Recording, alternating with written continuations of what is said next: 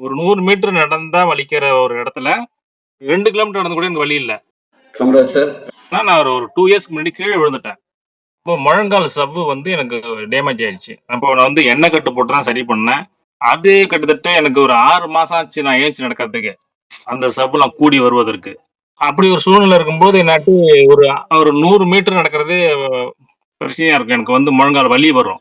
அப்புறம் supplement use பண்ணேன். 1 1/2 மாசம் கழிச்சு நான் திடீர்னு ஒரு ஒரு நாள் வெளில போய் நடக்கும்பொழுது எனக்கு அந்த வலியே தெரியல.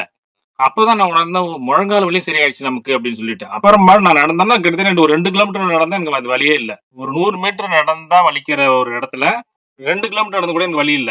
இன்னொரு விஷயம் பார்த்தீங்கன்னா, நான் ஒரு கரெக்ட்டா ஒரு 6 மாசம் முன்னாடி என்னுடைய வெயிட் வந்து 78 கிலோ. இப்ப 67 கிலோ எனக்கு இருக்கு.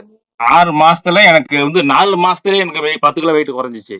ஒரு 2, 2 1/2, 3 மாசமா வந்து 67லயே மெயின்டெயின் ஆகுது.